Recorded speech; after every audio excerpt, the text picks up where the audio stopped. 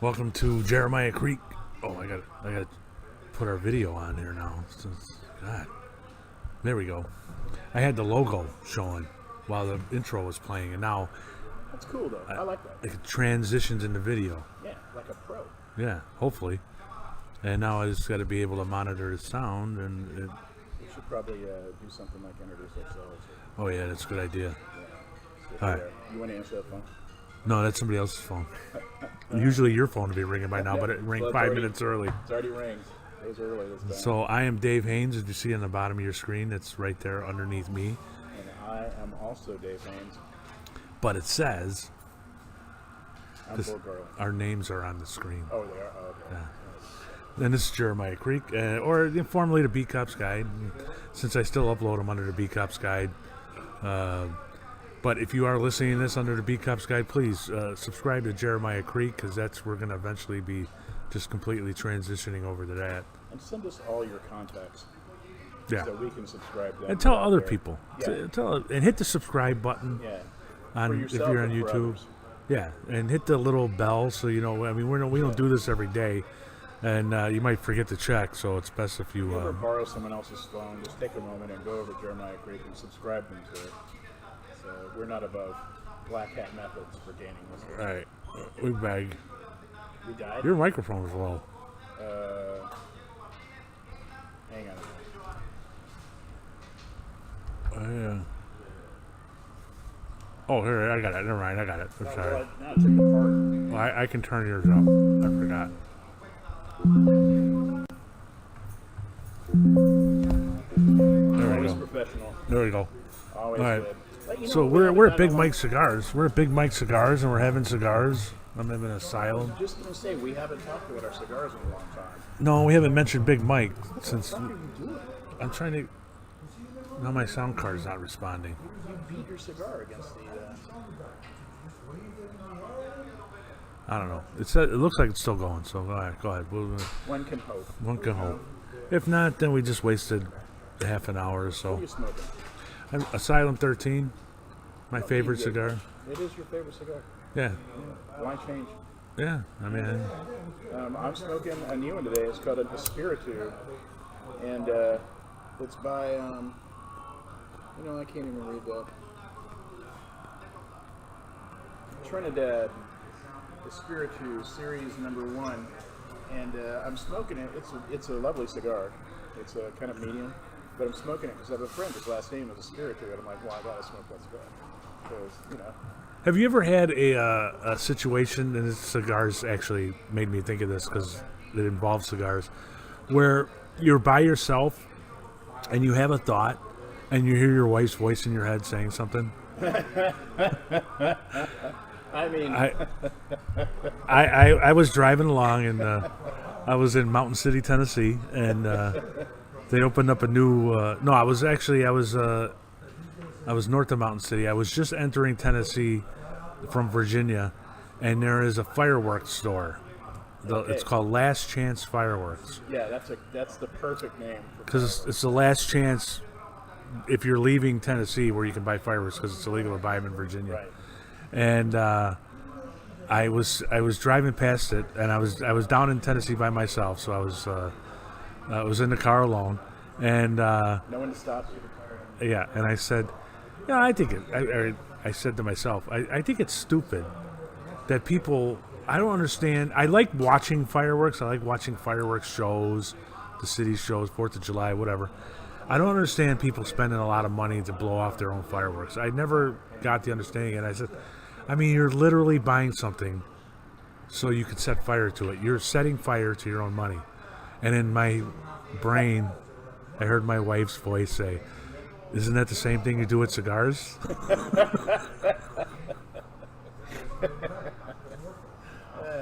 I mean, how do you feel about a sandwich? Well, fair point. Yeah, you're just eating it. I mean, I love fireworks, and but yeah, I don't buy my own for a couple of reasons. One, I'm not good with tools, and that extends to things like fireworks and guns, and who knows what else, microphones. Yeah. And so I probably shouldn't be anywhere near fireworks. It's been many years since I spent money, but last time I did, I spent way too much money on fireworks. Yeah. They were all huge. You know, and I used to go to friends' house. Now, when their kids were little, we used to have all these 4th of July parties. Now that their kids are older and on their own, they don't really have them anymore. Yeah.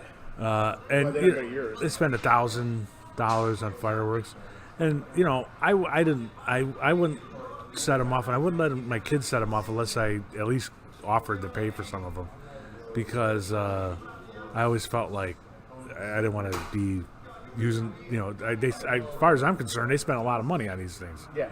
and yeah, so I don't know. Just was never one thing I wanted to spend money on. But, you know, I used to live closer to you, and I lived in that, what was it, South Edgebrook, I think it was called. Yeah. And they had this little park that was like a softball park that butted right up against the Forest Reserve. So it was really like it was really kind of isolated, you know. Yeah. And you had to be in the neighborhood to know it was there. But on 4th of July, it was ground zero, and I never forget spending a ton of money on what I thought were really big fireworks. And I was like, come on, kids, we're going to go show people how it's done. And I got there, and I forgot about the shirtless Polish man that nobody knows. He doesn't live there. And he had a 2-inch PVC pipe driven into the ground at home base. And he had actual fireworks, you know, the ones that just are round and unmarked, Yeah. and like white, hanging off of his belt. And he's smoking a cigar, and he'd just light one with a cigar and drop it in and take like one step back. And it was like a cannon going off. And it was commercial level fireworks, and just everyone was standing around. And I would light one of mine. It was like, you know, and then he would light his, and the car alarm would go off. That was the last time I did it. I made a comment one time when I was on the radio about how I used to, when I was in my 20s, I used to hang out with a guy who was a nuclear scientist at Loyola, professor of nuclear sciences or something, and he used to make his own fireworks out of PVC and black powder. That is yeah, no, shouldn't do that. That's dangerous, man. It seems like shrapnel. And I made this comment. Well, yeah, it turned into little beads. It was pretty cool. And I made that comment, and I got an email, Facebook post from a buddy of mine who was actually his friend. So I met him through a guy. Yeah. And this buddy of mine I haven't talked to in years, although I suppose I read his Facebook posts. And he had listened on the radio and said, "Oh yeah, that was so Chris something and it's that we were, you know." And I loved hearing that. That was a long time ago, and he's still around somewhere. You'd think nuclear physics makes some pretty badass fireworks. Yeah, they were. That's Gandalf level stuff. Yeah, you'd set it off and put it in, and it would set off car alarms 4 blocks around. Yeah. Blank out the sun. The sun would stop for like a half a second. The sun would be like, "What the fuck?" All right, so what are we gonna talk about? We got several things. You want to do? I watched a couple of movies. Okay, let's not do the sad thing until later. Okay. Wait, what was the sad thing? Oh yeah, okay. I may not even talk about that. I don't know. So had my buddy over last night, and I had already rented Asteroid City. Oh God, That's new and that is so stupid. Oh, you stole my thunder. I'm a fan of Wes Anderson. I thought The French Dispatch was an absolutely genius work. Wait. All right. Let me ask you. Let's start from the beginning. Why would you rent that movie? What was it about it that made you want to rent it? Well, I'm a Wes Anderson fan. Okay, so you saw it was a Wes Anderson movie, so you rented it. Yeah. Anything else? I mean, Scarlett Johansson. Okay. Now, I got it because my wife and I saw a movie poster when we went out to a movie. And I don't know Wes Anderson, but I saw who was in the movie. Yeah, like everybody I like is in this movie. Yeah. And I'm like, the cast is insane. all right, and here's the other thing. Now, I don't know if you looked it up at all or looked at the poster. Okay, we looked at the poster and we looked online about what the movie's about, because until we saw that poster, I hadn't heard about it. Yeah. And after we looked at the poster and looked it up online, had no idea what it was about. Yeah. Nothing in any of their advertising said anything about the plot of the movie. And so after you watched it, did you know what was it about? I didn't make it through the whole thing. It was so stupid. We were having a great time watching it last night, but it is a baffling movie. and it does not have any kind of obvious coherence. At all. Yeah, I mean, you can try hard, you can put it together, but it's really not like that. And it's not set pieces like French Dispatch was. San Pellegrino, the official drink of the Jeremiah Creek show. It's also whiskey. So yeah, I thought it was a fun movie because it was so damn stupid. All right, and they had a couple of really cool lines, but mostly it was just incomprehensible. You know, but here's the weird thing, like rigorously incomprehensible. Like that's what he was going for. Right. Oh, I understood that. It was the point.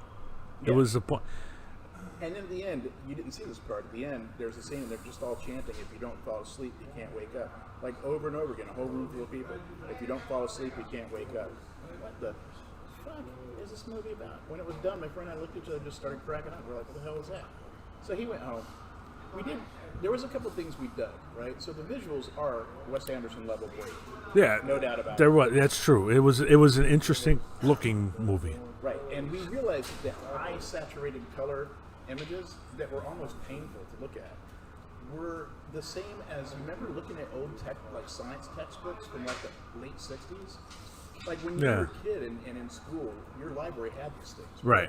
These old like science books and stuff that had these super saturated images that were really flat. That's what it looked like to us. We were like, well, these are taken from old science textbooks. But other than that, it was just weird people saying weird things in a weird way. And now that you've watched the whole thing, do you want what was the point of it? I have no idea. Oh, yeah, okay. I don't have a goddamn clue what the goddamn thing is. You know, I know this, that surprisingly, it was actually a literary endeavor.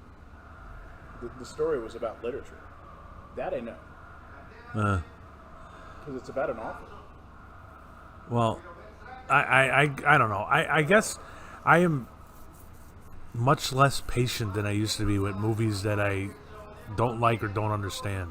Yeah. I used to never walk out in the middle of a movie, or probably I still wouldn't because of the cost, but online it has become much easier just to go, fuck it, I don't even understand it. Well, we didn't do that this one. So he went home, and I'm like, well, I'm still up, you know? And so there's this new movie on Netflix called El Conde. It's black and white. It's a vampire movie. Really? These are things I don't normally do. I don't like black vampire movies. I do. I think they're stupid. But I love black and white movies. And my wife even said a few weeks ago when we first saw it, she goes, you're going to watch it, aren't you? I'm like, hell yeah. She goes, because it's black and white. I'm like, hell yeah. So it's set in like Chile. It's a Chilean movie. It's in whatever fucking language they speak there. I assume it's Spanish. It's about a 200-year-old vampire. And he's old. He's not like eternal youth. He's like an old man. And he's Pinochet. Oh, The leader of Chile okay. that was so awful. He's a vampire. And it's about a nun that comes to exorcise him and ultimately kill him and everything. And it is the most insanely crazy, baffling movie. But unlike Wes Anderson, it had coherence and like you got into it. But it is crazy town, man. You think it's going to be crazy for like, you think, okay, there's going to be a lot of sex and there's going to be a lot of mutilation and stuff like that. And it's not. It's a family film. It's about family dynamics. And I'm like, what the fuck is going on here? And wait, a family movie with sex and... it's not a family movie. I mean, it's a movie about a family. Oh. Yeah, and they're, it's this vampire. And he doesn't do any of the things that we expect. Like, he walks around the sun. He has kids. He aged. And he eats vegetables. So it's all these things that you don't think vampires are supposed to do. But he's 200 years old. And in the end, Margaret Thatcher comes to rescue him. And she's also a vampire. It's so fucking weird. Oh, I'm going to watch that now. I loved every minute of it because of its absolute, complete zaniness. And it's narrated in English by the woman playing Margaret Thatcher. And so I highly recommend it. It is bizarre. Huh. And That it's sounds bizarre interesting. in the ways that are truly unique and truly surprising. And it might be because we're American and it's made for Chile. It just has different. It hits differently. You know. Yeah. It's very cool. I highly recommend it. Well, since we're talking about video and stuff, I watched a couple of new shows. One of them, The Continental. I can't watch it. Are you a John Wick fan? Love it, but I can't watch Continental. I can't get Peacock. Oh, why? I don't know. It's free. Not on my television. Oh, that's weird. Yeah. We can do it on a computer. Yeah. But anyway, John Wick is one of those movies where it is, I don't know how to phrase it. It's just popcorn. Yeah. It means nothing. No real storyline. Great, fantastic graphics. And the first one I thought was really good. The second one, as far as action goes, is really good. And there was a guy who played the sommelier. How do you say the wine guy? Sommelier. Sommelier, and he's the gun guy. Yeah. So everything he's talking about different guns in the wine vernacular, Yeah. and it's really it was really funny, but it doesn't explore at all. I mean, there's a little bit about John Wick and why he does what he does, and his wife dying and stuff like that. There's a little backstory in that, but no backstory in anybody else. Yeah, it's meaningless. Yeah, it's just fun action, and I enjoy it. I do, but you don't get invested in it. It's just fun to watch. Well, the Continental, I think they're trying to change that, and it's a prequel series set in the '70s, early '70s, I think, and they're talking about how in the John Wick movies, Winston is running the hotel. And this is the story of how Winston came to be running the hotel. I've only seen the first episode, and it was pretty good. Good actors, none of whom I know. Mel Gibson. Oh yeah, Mel Gibson. Although it doesn't look like he's going to be around long. But he was actually pretty good too. But he's the only one I know. He kind of T-boned his career with that whole "I hate Jews," beating the car up with a fucking 7-iron and everything like that. Yeah, who hadn't done drunk bullshit, you know? Yeah, I mean, who hasn't done something really dumb when they're drunk? And he is good at what he does. Yeah, You know, he's a very good actor. Raging, insane, homophobic Catholic. Well, but I mean, to a certain extent, he's got 7 kids or some shit like that, and he's been married forever. So, but like he's a hypocrite when it comes to stuff like that. You're supposed to preach shit, but being a hypocrite in our day and age doesn't mean shit. In Hollywood, It really at any level of society nowadays is no longer a bar. And he somehow has rehabbed his career. I mean, he rehabbed his career. I mean, he made what was it, the Madman and Professor and the Madman. the Professor and the Madman. Which is a wonderful book. A fantastic book. The movie was not as good as the book. No. If you're interested, the book is incredible. Please read the book. Simon Winchester. Yes, because for some of us, it's about the origin of the Oxford English Dictionary. Yeah. For some of us, that is a holy book.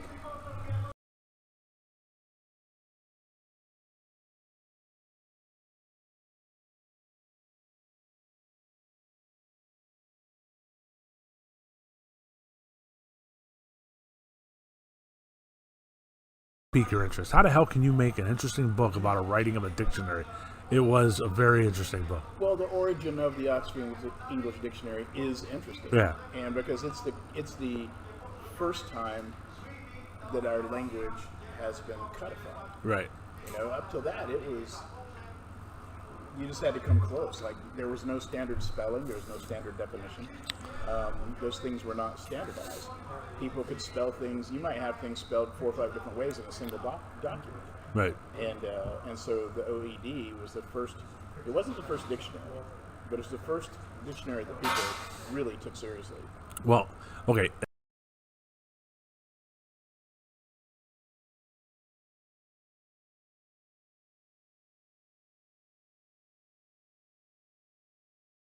The most. The person who submitted the most words and the most origins, the most citations, was completely bonkers and working out of an insane asylum. Right. Yeah, which makes it interesting. Okay, so I saw the Continental. The other thing I saw was last night I watched a show called Irrational, and it's on Channel 5, so it's on regular TV, and then they put it on Peacock on Monday nights. It is the only reason I watch this show. It's sort of a, I mean, it's a trope. It's the tried and true method where a guy studies.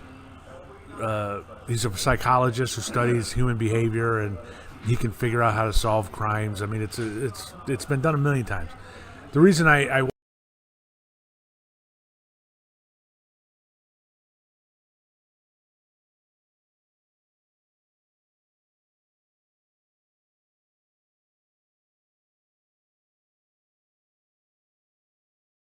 look up his name, but anyway, it doesn't matter.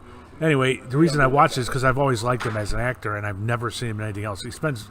What I hear is he's done most of his stuff on Broadway. He's more of a stage actor than a movie actor, so that's maybe why I haven't seen him in too many things. But it was an interesting show, and there was an interesting part of the show where he's talking to his little sister, and he says, "You remember that time you got lost in the mall? We were searching for you?" She's like, "No." It was you were about 7 years old. It was about a week before school. We lost you at Macy's, and then we found you outside the ice cream store about half an hour, 45 minutes later. And she goes, "Oh yeah, Mom was wearing a yellow dress." He's like, "Yeah, I just made that up." And he referenced a psychological experiment on implanting memories, and the whole point was somebody confessed to a crime they didn't commit, and he was trying to figure out how you could confess to a murder that you didn't do, and this stuff. So he was talking about that. I looked it up. It's an actual thing where if somebody you trust told you a story about something that happened, you would fill in details on your own and take it as a memory, and it was memory implantation experiment. So it's called the Lost in the Mall experiment.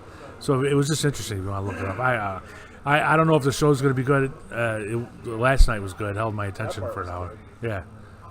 And we'll see if they continue. I mean, it's a pilot, so the pilot's always good. I love those shows where it's cerebral and makes you feel smart by watching. Like Slow Horses. You seen that? No.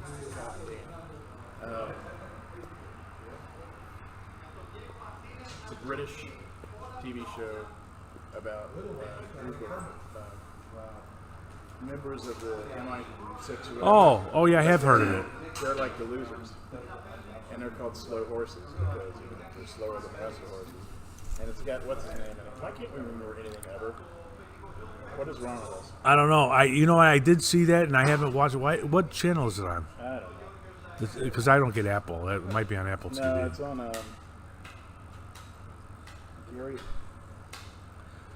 Gary Oldman. Oh yeah. And it's a really good show. What kind of show would we? Well, there was a podcast I listened to recently. Cop in Tennessee. There was a podcast I listened to that I thought, oh man, what a fantastic idea. And I've kind of thought of this in years gone by and never did anything about it. And somebody actually made a podcast.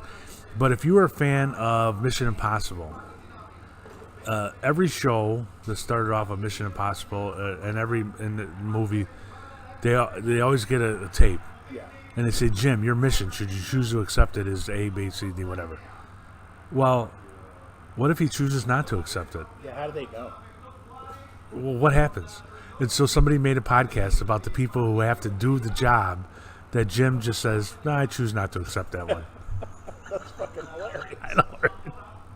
And it's pretty stupid. It's pretty stupid, but what a fantastic idea. Oh, there's so many good ones out there. Speaking of Mission Impossible or shows like that, David McCallum died yesterday. Who was he again? He was Ducky on NCIS. He was the medical examiner, but he became famous back in the '60s, I think, being on The Man from U.N.C.L.E. He was Ilya Kushashian. I can't remember.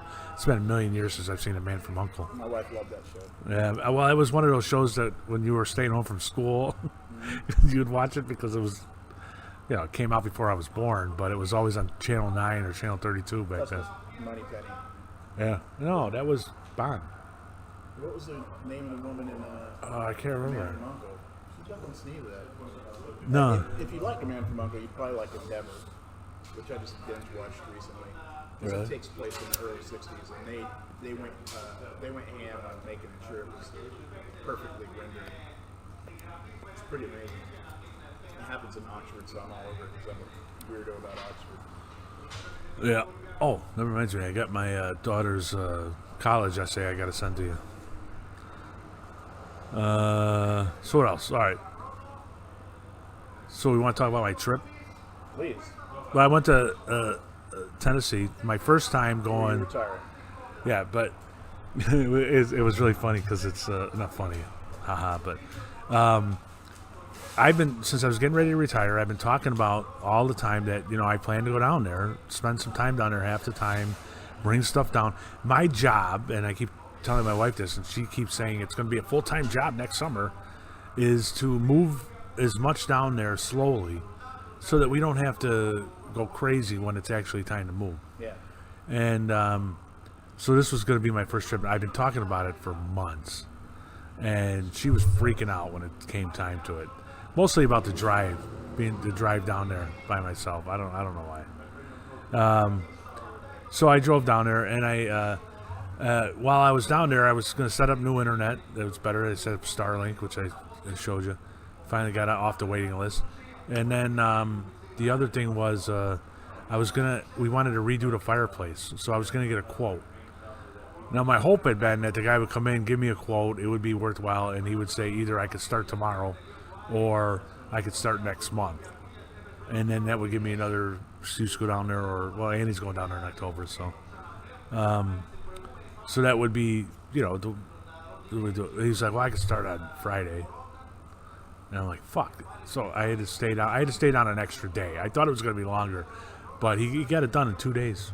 It was pretty good. What did he do to your? I'm picturing your fireplace. What did he do? Well, the fireplace was basically, it looked like an Adobe stucco southwestern theme fireplace.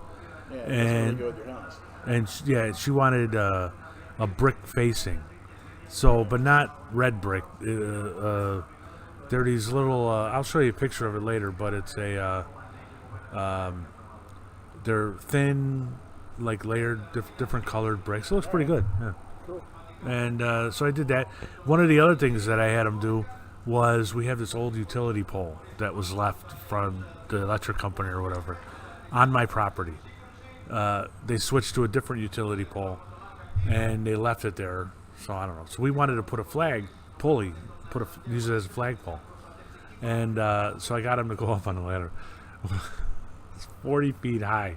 The ladder he extended the ladder all the way to go up, and they put this thing in there. And I have two flags. I have one regular size flag and one huge 10 by 15 foot flag. And I'm a little worried about it falling down, so I said, he put it up there on Sunday morning, and I was going to put the regular size flag up there and make sure that it didn't come out with the regular size flag before I tried the big flag. So I run the flag up. Doesn't move. Not a breeze to be found. Fuck it. Well, it's 9 o'clock in the morning. Okay, I leave it up there.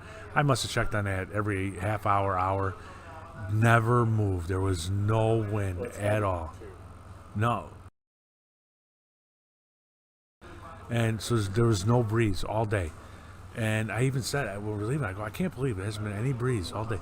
He's like, well, you're in the holler. Do you get breezes? Yeah, we get breezes. And so, nothing. So I took the flag down. Next day, I mean, it was like, if you go outside and it's not windy, you could still feel the air move. Yeah. This was like the air wasn't moving. It was strange. And I went to on my way out of town, I went to the dump, threw my garbage out. And the first thing the guy said to me, he goes, weird weather we're having, isn't it? And I go, all right, I thought it was just me. What the hell's going on? And it had something to do with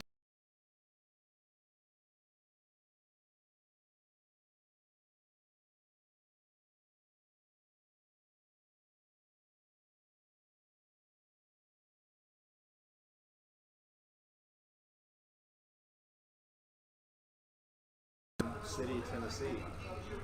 Yeah. So anyway, that was my trip down. Then I drove back, and it was nice. I mean, I had a nice time. A little lonely down there, because I was down there for a week, and it was like, well, I did go out to dinner a couple times, and I checked out a new coffee shop, but we don't really have friends down there yet, so it's not like you can get together and go and do something. And then I didn't want to spend a lot of money, so I ended up just relaxing. But even when I was at home, I didn't do any writing, which I wanted to do.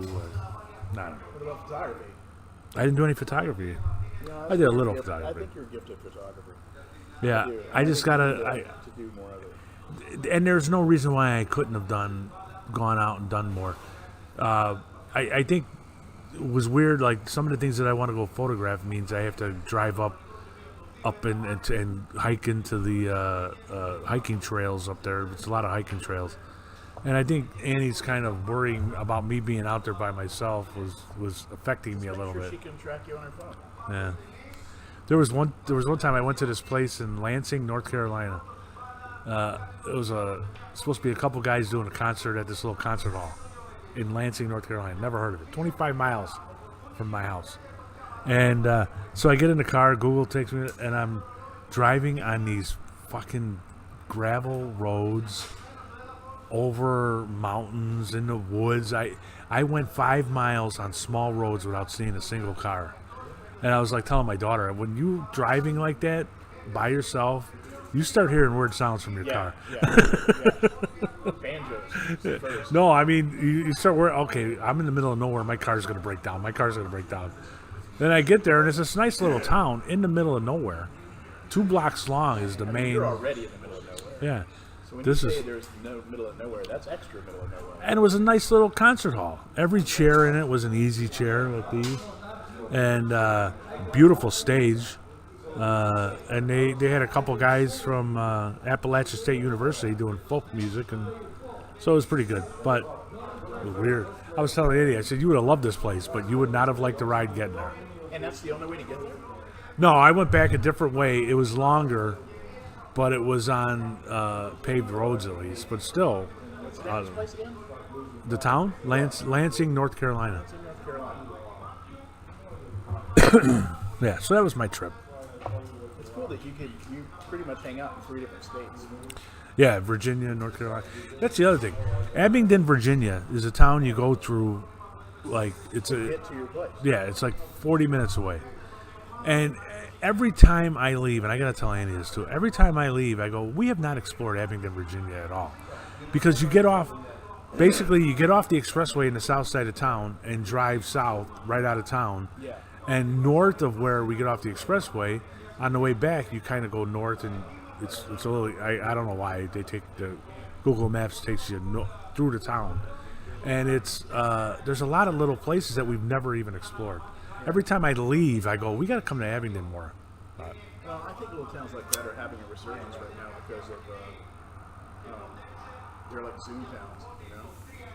Because people don't want to work in the office anymore, and they're insisting that they get to work remotely, and then they go work in a little town. It doesn't cost them anything, Yeah. you know. And so I think these little towns are seeing kind of a resurgence like that. I went to visit my niece back when she lived in someplace in Michigan, a little town I can't remember the name of. It's literally out in the middle of nowhere, like you're talking about that. And I'm like, well, this is going to be a sleepy little town. It was not. It was like a college town, but there wasn't a college anywhere nearby. Yeah. Just a ton of people, like, you know, middle-aged and younger, hanging out in coffee shops and art museums and all this stuff. And I was like, what the fuck? Like, it's so busy, you know?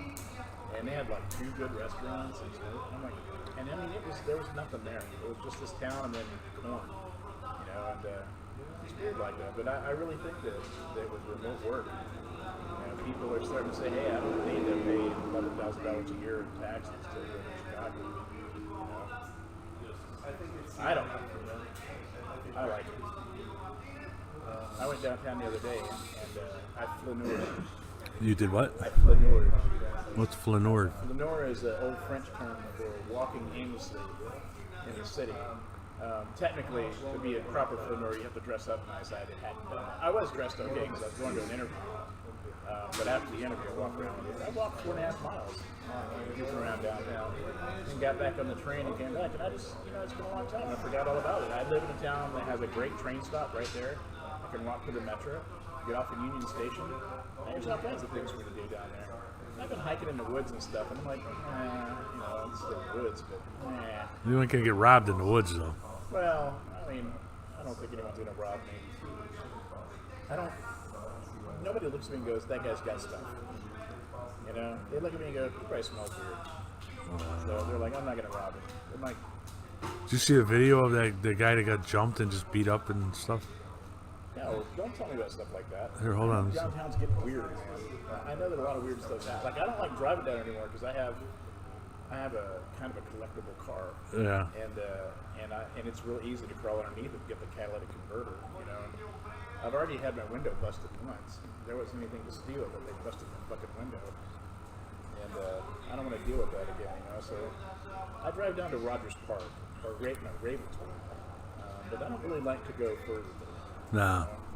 But we had when I was in Tennessee, somebody tried to steal a catalytic converter right on Milwaukee Avenue there, Milwaukee and Ardmore or Bryn Mawr. Yeah, it has gotten weird. And somebody yelled out the window, "Hey, stop that shit!" And they fired 30 rounds at his apartment. Good God, are you serious? Right on Milwaukee Avenue. Shit, man. That must have been terrifying for that guy. Yeah. Well, we're probably going to have to move to Naperville because my wife's new job is it's an hour and 20 minutes each way, and that's not fair. And she can't take that company helicopter every day. Not every day. No. and the thing is that they have a policy that you're not allowed to work on the phone while you're driving. Really? Yeah. And so for her, that's excruciating. Why don't you drive her? It still wouldn't be able to do it. It's a hardcore policy. And yeah, no one's going to drive her. Did you say, why don't I drive her? Yeah, why don't you drive her to work? I fucking want to do it. I would do it Why? for my wife because I care. You son of a bitch. Thank God she doesn't listen to this shit. No, it would be terrible the whole time. She'd be going, no, get around that guy. Yeah, no, it's and also that would require me to get up at like 5:30 in the morning, and that's never going to happen. Just have her sit in the back seat and she can talk on the phone and do stuff. No, and shut up. No, probably what'll happen. There's two things that might happen. One, she might get a very small studio apartment and stay there 3 or 4 days a week, or we'll move. Well, I'm not sure which one it's going to be. I'm going to take another drink of the official beverage of the Jeremiah Creek. We need some advertisers. Oh, we definitely do. San Pellegrino. Actually, might be getting a sponsorship for All American Whiskey. Really? Yeah. We have a section called Death by Dive Bar, and it's a literary section. And the idea is that we get a really good writer to go to their favorite dive bar and write a love letter to that dive bar while they're sitting there. And we want it to be very literary, And there's this company called Milam Green that make a fantastic whiskey in Texas, but they just came out with an expression called unabridged. I'm like, So I'm kind of talking to the guy, talking about maybe having them be the official sponsor for that section, and we will be able to afford to pay some really decent writers to go do this, and which I think is cool. I love the idea. We've had a couple of people do it, but they weren't really writers. Well, how would you do it? What do you mean? What would this look like? They would give us a check for enough money to cover like six. No. What would the writers do? So the writers have to be established writers, and they would go to a dive bar at say 11 in the morning or 1 in the afternoon, and they would hang out there for as long as they want to, and they would write while they're there, and they would write about the bar. And it would be kind of a love letter to that bar and to dive bars in particular. But that's a very broad thing. We don't really care what they write. Okay, and then what would you do? Put it on the site as a letter? We have a department. Well, it's an essay. But you should do a video. No, We're guys sitting there and they're narrating the words as maybe a 5-minute it's not a bad video. idea, but I don't know. The thing is that we're definitely a really trying to morph into long-form journalism on this thing, and we're taking all of our cues from this magazine called The Bitter Southerner. That's what I'm benchmarking against, and I love the way they do things. And but we don't review whiskey; we write about other stuff. And so the magazine definitely already has kind of a literary thing. We've won a bunch of awards for it so far. That's the way I want to go with it, and I want to bring that in. And what I'd really like to eventually do is we want to do a whiskey subscription box, and I think it'd be cool if in that box there was like a monograph from a writer, you know, as a thing that you can only get in that box. I think that would be really cool too. But the thing is, we already made a decision that we won't have anybody write for us if we can't pay them. We don't have any money. Yeah. So to have a sponsor to pay them $300 a shot, that's good money for them.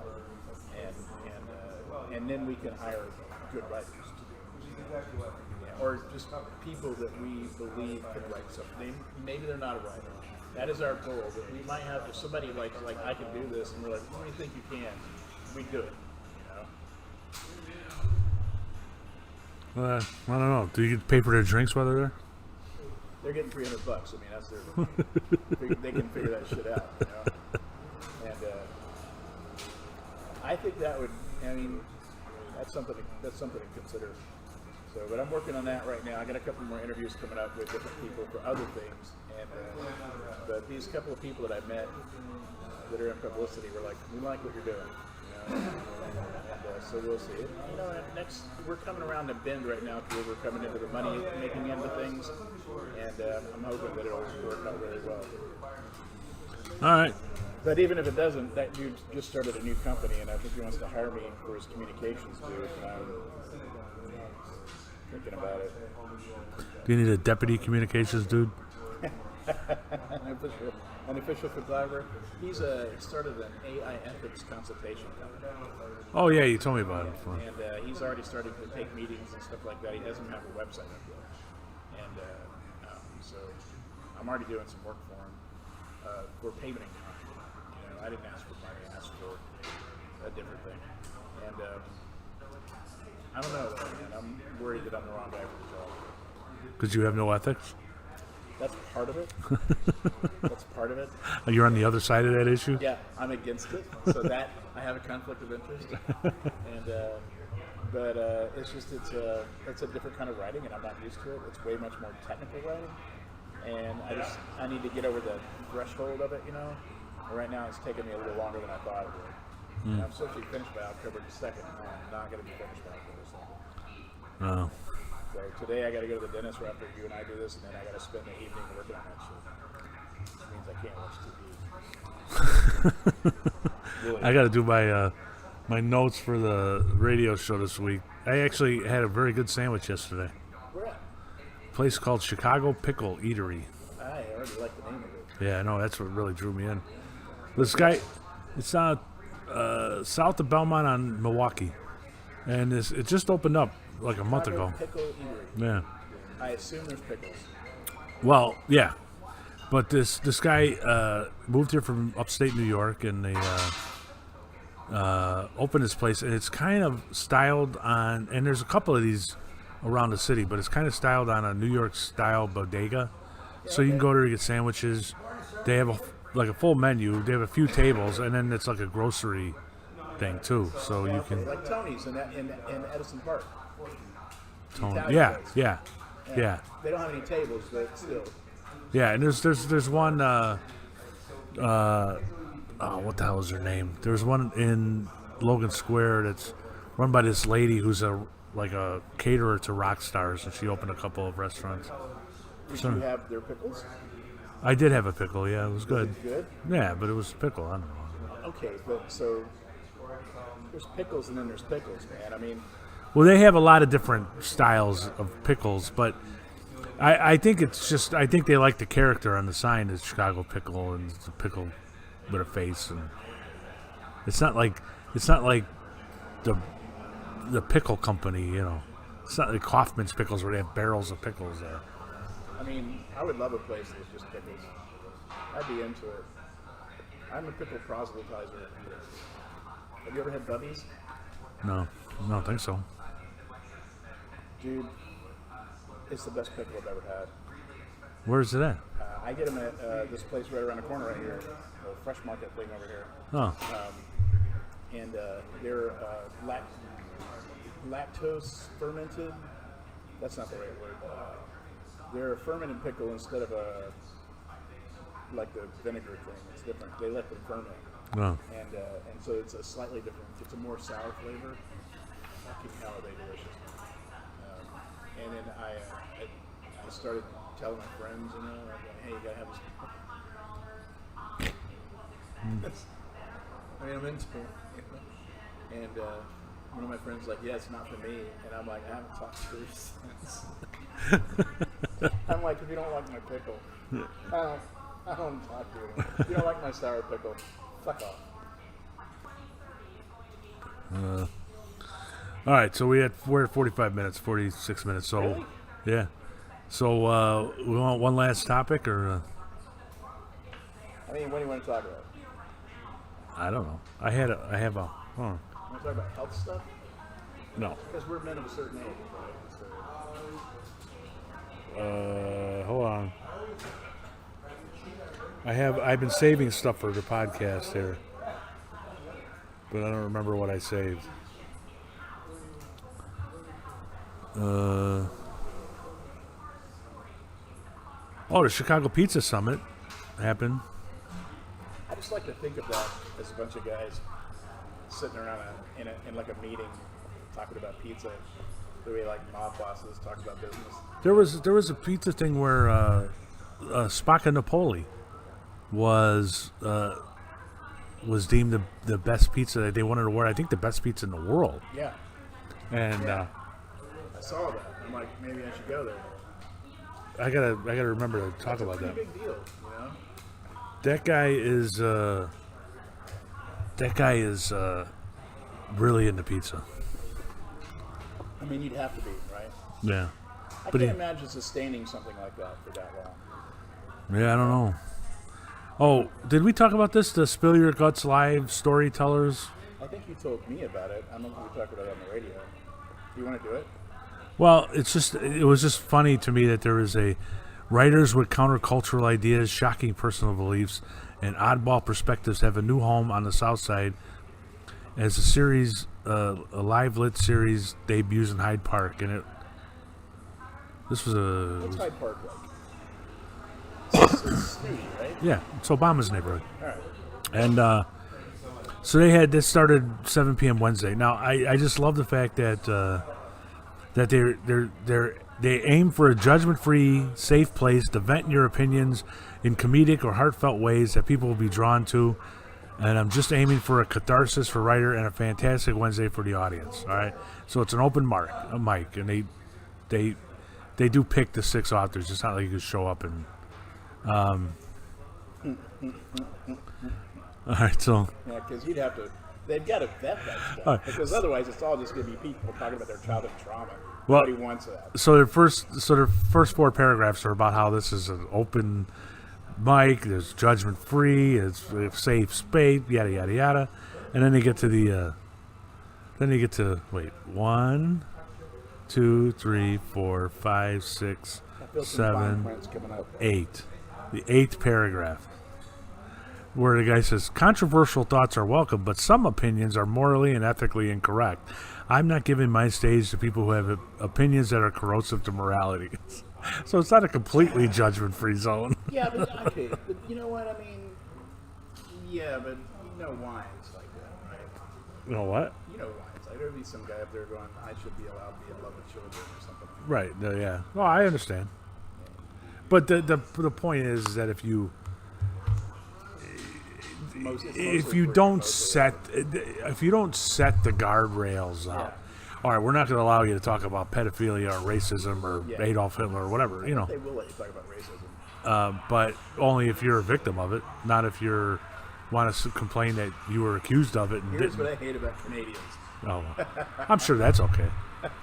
I mean, we can all agree on Canadians. Yeah, I mean, come on. Now that we know that Macron is no, he's French. Who's the Canadian one? Trudeau. Is it Trudeau that we usually got?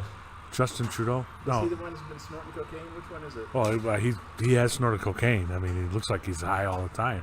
I think The young guy, I president. think it was Trudeau that recently got sort of spanked for everyone's like, we think you're locked in your hotel room doing cocaine. Oh, I haven't heard that one.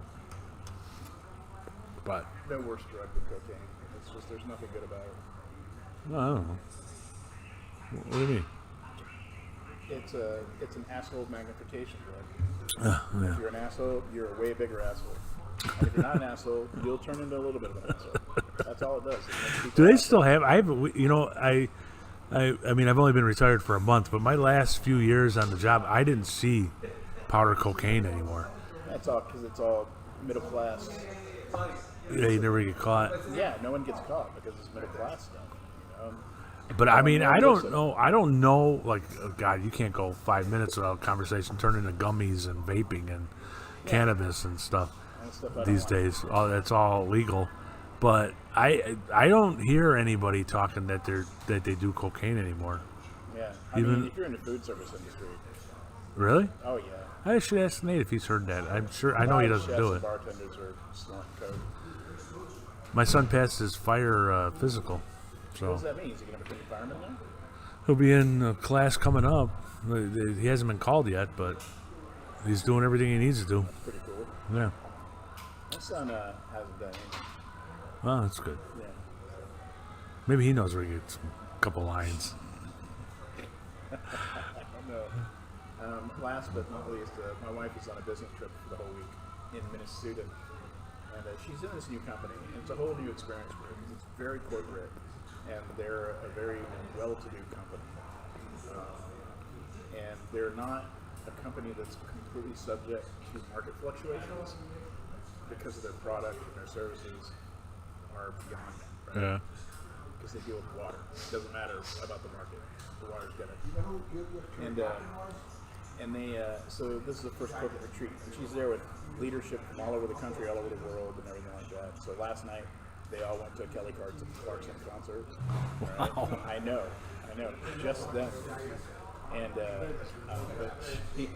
and she's got to do all these meetings and everything. She spent all this time getting her clothes ready and making sure she had the right shoes. And she's got 2 pair of boots that are exactly the same boot, but one is a half size bigger than the other. And she was looking at them, and she grabbed 2 and threw them in her suitcase, and went to Minnesota, and she grabbed both right shoes. No, Wow. actually, she grabbed both the left shoes. So the jokes have been flying. She got 2 left feet up there, and I had to mobilize and FedEx her 2 right shoes for her to wear them. But I thought it was pretty funny that here's this person who is arguably the smartest person any of us have ever met, and she ends up with 2 left shoes in Minnesota. I was at a family gathering, and my daughter's getting ready to go to college, and so one of the uncles was like, "So, where's she going to go to college?" And I said, "Washburn College of Mortuary Sciences." A dead silence. I was like, "Really?" And my wife's like, "No." But I said it with a perfectly straight face. You would have been proud. Welcome to Washburn. People are dying to get in. Hey, you know what? That's a business that's never going to go out of style. There's more people living now than there have been ever on Earth. Yeah. You have a lot of work. Yeah. My dad dated a mortuary person for a while. She was hot. Do you think they ever went to the mortuary? I would. I mean, those drawers. You never know. You could do something. There's something there. Get on there and slide that door closed. I mean, you could do something there, man. All right. You're a sick motherfucker. Yeah, we're getting we're going off on a bad tangent here. Isn't that our MO though? That's Pretty what soon we we're going do. to start be designing a movie based around porn in a mortuary. Now I'm already thinking. Yeah, right. I know I could implant that in your mind. So, All right. Well, thank you for joining us, Jeremiah Creek. And if you're listening on the B Cops Guide, we're converting over to Jeremiah Creek. Hopefully this will work out because I'm trying a new way of recording it, so we'll see. And thank you for joining us. If you know any advertisers, send them our way.